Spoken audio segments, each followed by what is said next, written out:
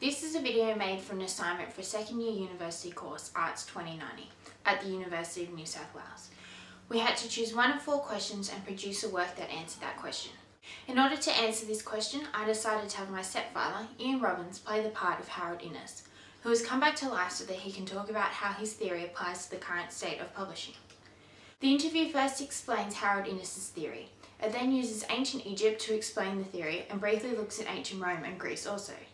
It then looks at the particular quote from the question and how that applies to the current state of publishing.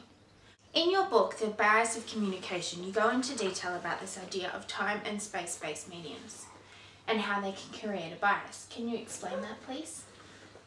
In my book, I attempted to suggest that Western civilization has been profoundly influenced by communication, and that marked changes in communications have had important implications. I divided my idea into clay, the stylus and cuneiform script as a way to relate to media and communication. These examples help explain my theory that a medium of communication has an important influence in the dissemination of knowledge over space and over time, and it becomes necessary to study its characteristics in order to appraise its influence in the cultural setting. The relative emphasis on time or space will imply a significant bias to the culture in which it's embedded. Can you please provide us with an example to help explain this complex theory? Each of the major Old World civilizations had a specific cultural orientation that was either time-based or space-based. This orientation derived in part from the nature and use of the dominant medium employed. For example, stone in ancient Egypt was a durable time-based medium, favouring the centralised absolute government of divine kingship. This bias was further evident in the use of holographic writing to produce astonishingly accurate calendars around which agricultural cycle was pivoted.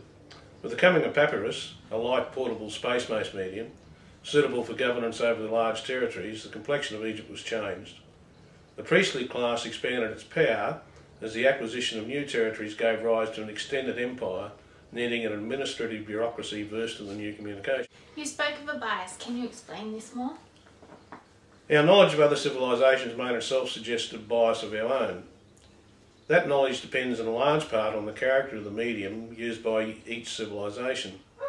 The character of a medium tends to create a bias in civilization favourable to an overemphasis on the time or space, and only at rare intervals are the bias offset by the influence of other mediums and stability is achieved. You said in your book, The Press, a neglected factor in economic history in the 20th century, that each medium has its significance for a type of monopoly of knowledge, which will be built and will destroy the conditions suited to creative thought and be displayed by a new medium with its particular type of monopoly of knowledge.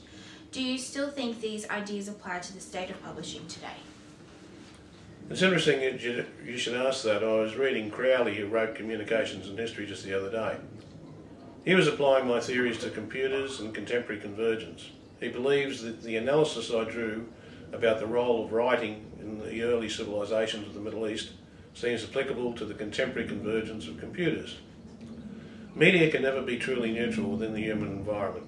By their very application, media fashion the choices, the preoccupations and the interactions of individuals, give shape to the form that knowledge takes in society and the ways in which it circulates. In turn, of course, every society can refashion and give direction within limits to the media that develop.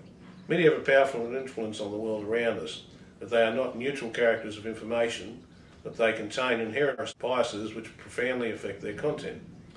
What is interesting about the new technology is that I believe they are both time and space based, though they are time and space based differently than when I first proposed the theory. Your explanations and examples talk about the power certain media give to people. With the new technology in publishing world, now isn't that power being given to everybody, as people can now publish their own work by writing a blog or creating their own YouTube movie? My theory also looks at how things adapt and change to give power. Such as in ancient Rome, Egypt and Greece, they were based on elite control of the written word. Contrast these empires with earlier social orders dependent on speech.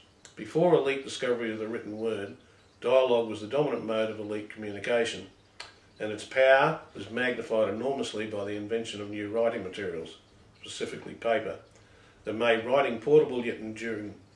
With paper and pen, small centrally located elites were able to gain control and govern vast regions. This new communication media made it possible to create empires. I think now with this new age in publishing, the power has been taken away from the elites and given to the people, but I'm also concerned that Western civilization is now imperilled by powerful advertising-driven media obsessed by present-mindedness and the continuous, schematic, ruthless destruction of elements of permanence essential to cultural activity. Thank you very much. Well, thank you, Nadia.